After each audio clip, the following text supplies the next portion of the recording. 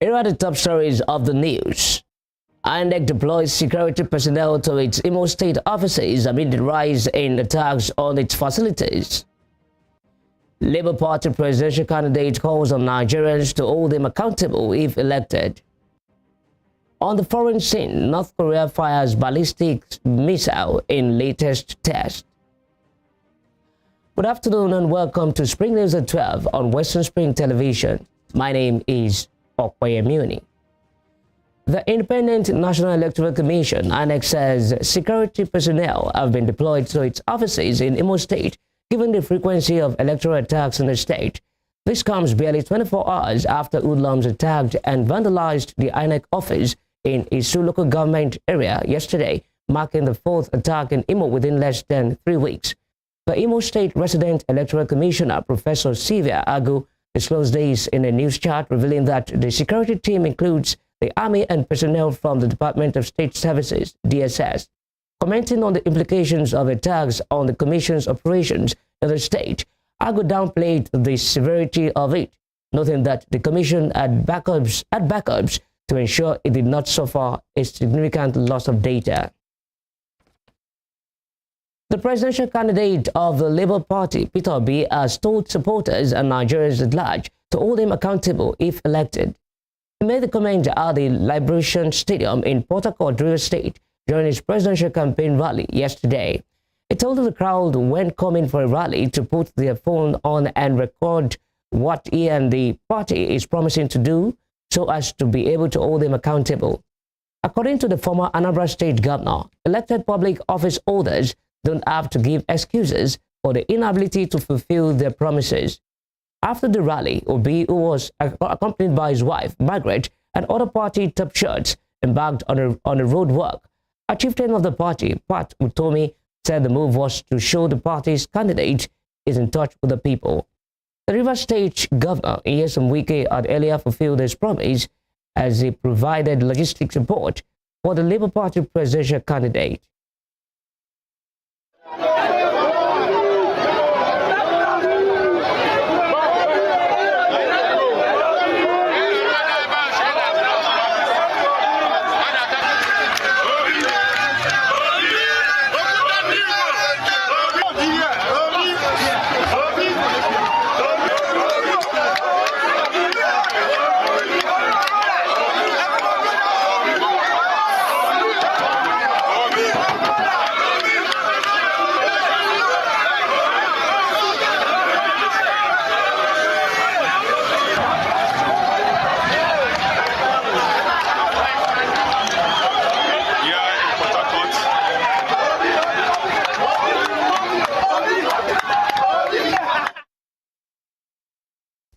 The federal government has assured that the 2023 general elections will be successfully conducted across the country, regardless of a sustained attacks on facilities of the Independent National Electoral Commission, INEC.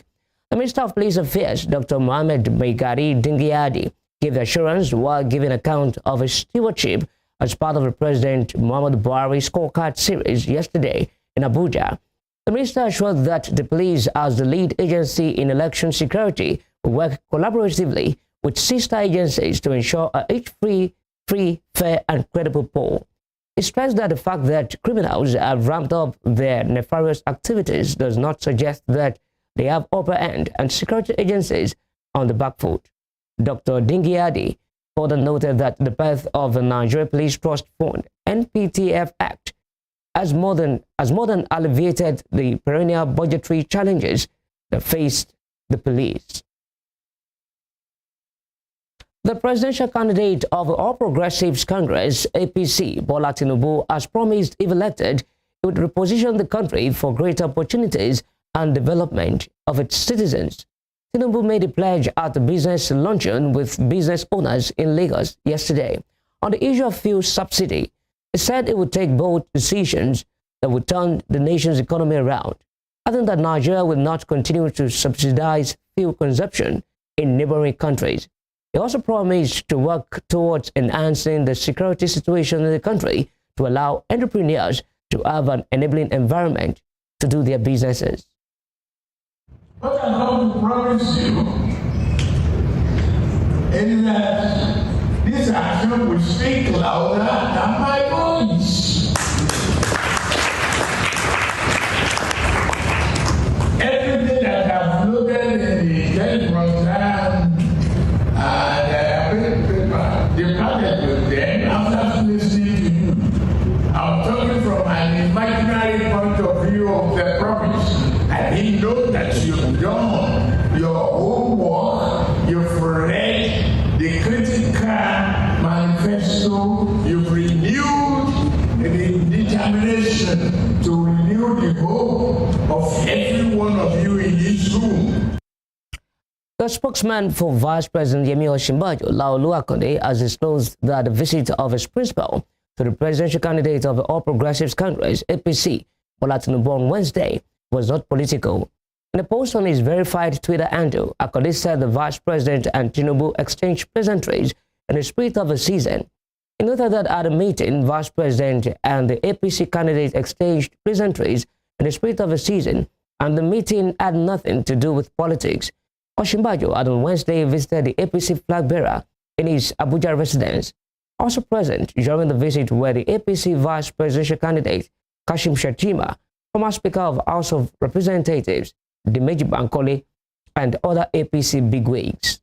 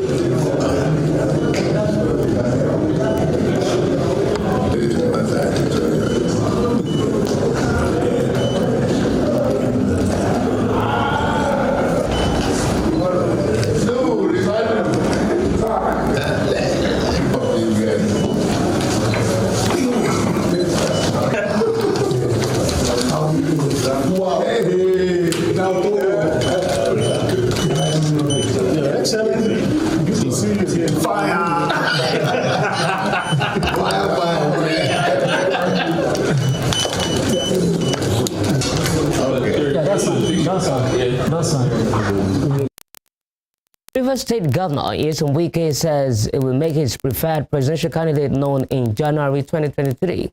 The governor said this as he commissioned the 10th flyover by his administration, the PDP for Kano State. Justice A.M. Liman, in a judgment yesterday evening, nullified the primary election that produced Sadiq Amun Wali as the Kano State PDP governorship candidate and ordered INEC to expunge his name for Mohammed Sani Abacha. Mohammed Sani Abacha had in a suit instituted against the Independent National Electoral Commission, Sadiq Aminu Wali, the PDP, and Wadas Sagagi challenged the credibility of a primary election that produced Aminu Wali. The court further granted all the prayers of the plaintiff in the suit. President Muhammadu Buhari says his administration has recorded significant strides in the three major pillars of the administration since 2015. President Buhari stated these are the Eboyi Maiden Honors Awards at the State Ecumenical Center in Abakaliki yesterday night, listing the major pillars as security, economy, and anti-corruption. Buhari, represented by his Chief of Staff, Professor Ibrahim Gambari, thanked the Governor of the state, David Umahi, for his shining principles and for the development of the state. He commended Governor Umahi on his support for the federal government policies on diversification of the economy through agriculture and ensuring food security. On the state award, Buhari noted that it was good to encourage quality services and leadership. It also gathered that an award was conferred on former President Goodluck Jonathan as Great Grand Commander of the Eboyi Hall of Fame. The Inspector General of Police, Usman Alkali Baba, has assured all Nigerians and residents in the country of their safety and security during and after the Yuletide season. In a statement, the IGP ordered the AIGs in charge of zonal police commands and commissioners of police in charge of states to ensure heavy deployments of officers on the highways rail lines, waterways, airports, and at various recreational centers within their jurisdiction. The IGP similarly directed that officers should engage in visibility policing by ensuring that those in routine duties are in uniform and their vehicles marked with names of their divisions for proper identification by members of the public. He stated that all officers are to ensure strict compliance with standard operating procedures for their specific types of assignment, while respect for fundamental rights of all persons is sacrosanct. In a communique, the Inspector General of Police felicitated with the Nigerian Christian community as they celebrate Christmas and urged them to emulate the character of Christ. You're watching Spring News at 12 on Western Spring Television.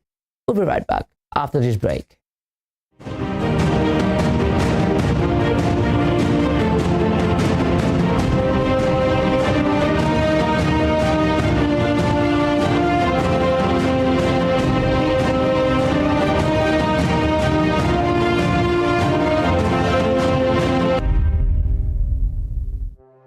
Arrested, affected, sound, found. What do we see? What do we say? Flowing from a spring. A fact A to Z. Check and confirm. Ever expounding current events. Traveling down from the business gist to the globally arising happenings, to the sports news, to the bittersweet infos. Guided transmission, even diffusion, vast and fast, detailed facts are fled. Within seconds, nuggets of words that flew across borders are fired. Stories short and long, wrapped in bundles of words, broken and dissected as it is, except misheard. This is the news as it is.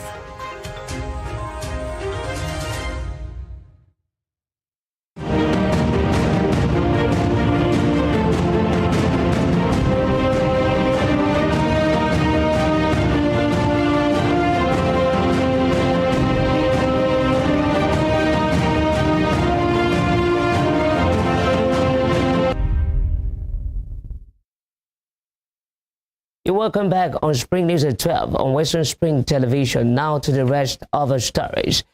The Benue State Governor, Samuel Ortom, says his administration will no longer tolerate attacks and killings of natives by Fulani herders. Governor Ortom made the vow in Makurdi while presenting patrol vehicles and motorbikes to operatives of the Benue State Community Volunteer Guard yesterday. He stated that he was still awaiting the approval of President Muhammadu Buhari for the purchase of AK-47 rifles and other weapons for the security outfit.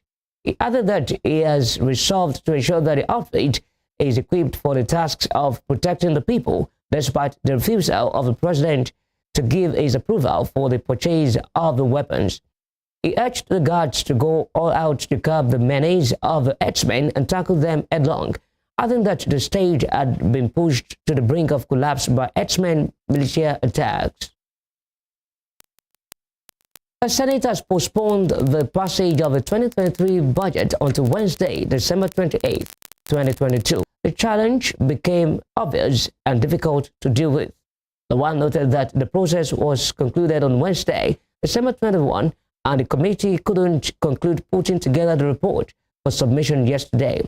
The lawmakers also postponed the passage of the finance bill to December 28. And out to the foreign scene, hundreds of thousands of travelers arriving in the United Kingdom have been told to expect disruptions as passport control workers begin strikes. Border Force staff at the latest UK workers to take industrial action across a number of sectors. Military personnel and civil servants have been drafted in at 6 major airports and at New Haven Port. The postal workers will also work out today, and national rail strikes start again from Christmas Eve. Employees will work out at Heathrow, Gatwick, Manchester, Birmingham, Cardiff, and Glasgow airports, as well as the port of New Haven. The South Korean military and Japanese Coast Guard today said North Korea fired a ballistic missile towards the Sea of its east coast. The launch was the latest in an unprecedented number of missile tests by the North this year. The isolated country fired 2 mid-range ballistic missiles off its east coast on Sunday, calling it an important test for its spy satellite program intended to complete by April. In the meantime, the United States has accused North Korea of supplying battlefield missiles and rockets to the Russian mercenary group Wagner for use in Ukraine. The White House said the shipment violated UN Security Council resolutions and that it will announce further sanctions on Wagner. Both North Korea and Wagner have denied the reports. White House National Security spokesman John Kirby said Wagner is spending more than $100 million each month in Ukraine.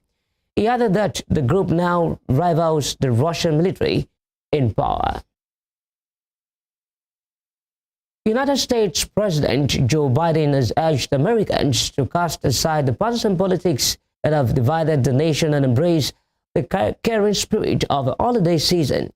In a short holiday speech, Mr. Biden said Americans emerging from a brutal couple of years where the COVID-19 pandemic robbed people of loved ones and new memories.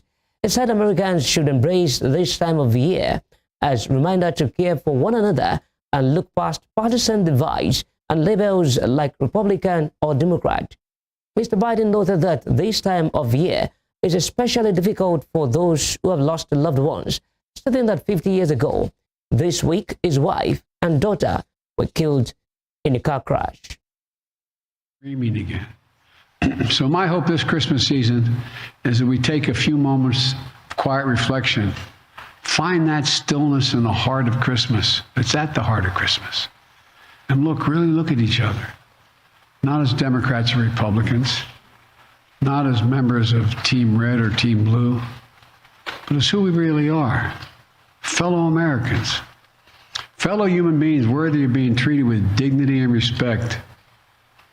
I sincerely hope this holiday season will drain the poison that has infected our politics and set us against one another. We now move to sport. Jurgen Klopp has complained that VAR should have been used in Liverpool's Carabao Cup fourth round 3-2 defeat at Manchester City last night. The technology does not come into use in the competition until the semi-final stage because it is not available in lower league grounds. But the Liverpool manager has questioned that decision. He suggests City striker Erling Haaland should have been flagged offside in the 6th minute when trying to set up Cole Palmer. Klopp also said the officials appear to be relying on the technology to give them an answer over marginal calls and missed a couple of decisions as a result. And all of a sudden you tell them, oh no, today not, to tell everybody no. It's like it looked like in a couple of situations that they were waiting for or thinking there was still VR, but there is nothing because offside decisions. There were a couple of where everybody in the stadium was convinced it was offside. I don't know if it was in the end or not, but we'll never know probably because we cannot watch it back. So that's, yeah, I would say it makes sense. If you play a competition now and everybody everywhere as we are, yeah, why you should not, especially in a game like this. Before we end the news, here is a recap of our top stories.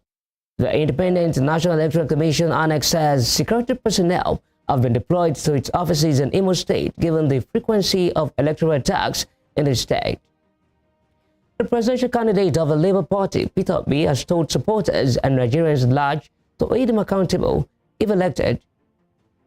On the foreign scene, the South Korean military and Japanese Coast Guard today said North Korea fired a ballistic missile towards the sea of its east coast. You can follow us on our social media handles on Facebook, Instagram, and Twitter at Western Spring Television. You can also watch us live on our YouTube channel at Western Spring Television. That ends Spring News at 12 on Western Spring Television. I am Opayamuni. Thanks for watching.